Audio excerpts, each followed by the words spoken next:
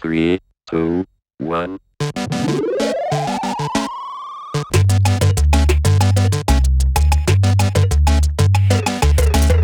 Hello and welcome to DBAD, the Don't Be a Dickhead podcast with me, John Gilbert. And me, Iain Thompson. Welcome along. So this is our first show, Iain. Isn't it exciting? Yeah. Very exciting. Here So, we are in our in respective history. houses. We are, yeah. We'll explain that shortly. But firstly, what we should explain is what the DBAD podcast is. We've been talking about doing this for quite a long time, and a set of circumstances have moved it along somewhat in making it, well, kicking us up the arse into making this happen. So the point of this is, it's a really positive one. We are asking everybody to be the best version of themselves. That's my interpretation. What's the DBAD podcast to you? The DBAD movement to me, I think, it's like it's a social movement, and like you say, it's asking people, don't be a dickhead, and it's trying to make us all better human beings. Not better human beings, nice human beings. It's not saying to people, let's call out the dickheads or let's have a go at people who've been dickheads. It's saying to people, how can we ourselves, not other people, we ourselves, be less dickhead each day? Yeah, we're trying to me, reduce, that's what it's all about. Reduce dickheadery. Dickheadery. That's what it's all and about. I think all you can ask of people is to just be the best version of yourself. Right? Yeah. There are certain kind of levels, aren't they? We can't all be wonderful. We meet people sometimes and go, I'll never be as good as you. Let's be realistic about it. All we've got is what we've got to work with. Exactly. And do you know what? It feels really good, I think, when you do not when you do something good for someone else or you do something nice, when you do something right. And I don't mean right I do mean right in a moral sense, but I'm not just talking about that. I'm just talking about do you know what? I did that really good. Because it's not necessarily being a dickhead to someone else. It's about just being a dickhead in general life. So doing a good bit of work, or I don't know, you drive somewhere and you drive really ruddy well and you think to yourself, do you know what? I've done that really good, and you feel really good about yourself. A few years ago on Facebook, I did a post. I think it was my most liked and commented on post ever. And it was about how, and this isn't about anyone being a dickhead really, but it's just an example of doing something well. Right, I was going to go upstairs to clean my bathroom, and I thought to myself, do I have a J-cloth up there? And I thought, I don't know whether I have a J-cloth. So you know what I'm going to do? I'm going to get a J-cloth and take it up there. Worst case scenario is, I get up there, there's already a J-cloth, I use that J-cloth, then when it gets thrown away because it's dirty, there's already a new one up there for me. I'm paying it forward. I got up there wasn't already a J-cloth. So it was the best case scenario. I didn't have to go back downstairs and get a J-cloth. And it made me feel brilliant, because I thought to myself, do you know what? I've done something well there. And that's not necessarily about not being... If I hadn't have taken a J-cloth up there, I wouldn't be a dickhead, I don't think. But I've done something really well, and I was really pleased with myself about it, and I told everyone on Facebook, and a lot of people were really pleased for me. A lot of people berated me, and it felt really, really good. And the point here, and there is a point here. I'm dying to know the point. Yeah. The point here is, I think, that when you do something really good, then it makes you feel good, and that might be either taking a J-cloth upstairs, but it also could just be not being a dickhead. Not going up to the crossing and someone stops for you, and maybe they're going a little bit fast, so they don't quite stop in time. They're half over the crossing, and when you cross, you don't look at them as in right, stop then, dickhead. Then instead you walk over and you're like, thanks very much. You didn't have to stop there. You were going a bit fast. You could have just shot across, to be honest, but you didn't. You stopped. Thanks very much. Whereas generally, you get some people who are real dickheads who, even when you stop 20 metres back, they'll still not even say thank you. But just the fact that, don't be a dickhead. That went on far too long, didn't it? No, it's good though. What you were talking about in the first story that you told... before the anthology really kicked in, was what I believe sociologists call the J-cloth principle. And the idea of the J-cloth principle is about preparing yourself for future scenarios. And if that turns out that extra preparation you did was in vain, that's okay. It's not on you. We can't have a knowledge of the entire inventory of our upstairs bathroom in our heads at any time. Yeah, and always apply the J-cloth principle. Exactly, and the J-cloth principle, another example of that as well is, and this is about not being a dickhead as well, if you live with other people. Let's say, for example, some of your pants and socks have been drying on the clothes horse downstairs. Other animals are available. Yeah. And you think to yourself, oh, I've got to take those upstairs, but I'm not going upstairs. Why do I have to go upstairs? I'm only going through to the front room. So what I do sometimes is I think, okay, I'm going to pick up those pants and socks and I'm going to put them at the bottom of the stairs. Therefore, they've done half their journey and they're a lot easier to take upstairs. Again, paying it forward. I'm not being a dickhead to other people in the house because I'm clearing my stuff from the downstairs area, but I'm making it easier for myself at the same time. And I'm making myself feel better because I feel like I've done a tiny bit of housework there, albeit the tiniest bit of housework that has ever been done. But I'm doing a tiny bit. And in doing that, I'm making life easier for myself and I'm also making a better world for other people. Well, possibly you're not aware of. You've just given us a really good illustration of what's called the clothes horse principle, which is about being a good housemate. I really like what you said earlier on when you referred to Don't Be a Dickhead as a social movement rather than just a podcast, which is what I should have said as the originator of this. But thank you for putting me right on there. And I think this is, as I said, there are different levels and there's a range of dickheadery. And what we're looking to do is make the world a better place, which could be those little things, like the clothes horse principle, or it could be a big thing, which is just driving without being a complete and utter dickhead. And we're going to be covering all of those things in the coming weeks, months, years, decades to come. And we want everyone to join us and let us know their examples of dickheadery and how they combat it.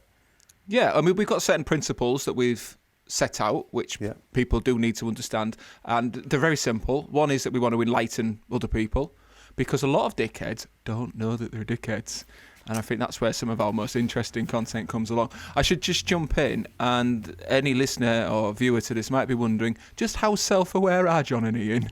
Are they aware that, in my eyes, they might be a pair of dickheads? Well, do you know what, viewer stroke listener? We're well aware of that as well. I don't know. That was like a visual gag that, well, not even a gag as such. Just putting our hands up in unison is not something that we rehearsed. It was like synchronised swimming via Skype for a moment there. Jazz hands to show what dickheads we are. Yeah. Well, look, the thing is, right, in a serious point, I am a dickhead. Right, we're all dickheads at times. Hopefully not all of the time, but by being more aware of it, I would like to think I'm a much better person than I used to be. I can't believe some of the stuff that I used to do. I would never dream of doing that now because I've become much more self-aware. Exactly, and if you can identify your dickheadery and sort of think, I'm being a dickhead right now, or I was a dickhead then, or I'm about to be a dickhead, then you can either stop it or change it next time, or think like, no, that was a bit dickheadish, and I'll probably do that again at some point, but I should try and do it less, and that's good enough. Do you know what I might do if this really takes off? I might get DBAD tattooed on my hand or my wrist or something to take through life in any situation, and just before I act, remember the mantra: don't be a dickhead. Yeah, absolutely. Okay, the other principle is about having fun. So there are some serious issues, but this isn't about trying to do people down, so we're going to have to try and have some fun with that. This is the podcast. There are other elements to it. Weirdly, I don't know who this dickhead is, but I don't know if you can pick it up. My house phone is ringing right now, and I'm recording it from home. The only people that ever ring me, well, it's either my parents or my in-laws. It's certainly nobody under the age of 65. It's not going to be a sales call at this point, but I should probably go and find out who that is after we've recorded this podcast. And the other thing is ultimately is just trying to just reduce dickheadery. Exactly. Can I just interject as well? A bit of background on this. Me and John also do a podcast called The Marketing Brainstorm, and this grew out of that, didn't it? It did. We did an episode of The Marketing Brainstorm about how we can all be kinder to each other online, I believe it was. Yeah, we were pioneers. We were talking about that.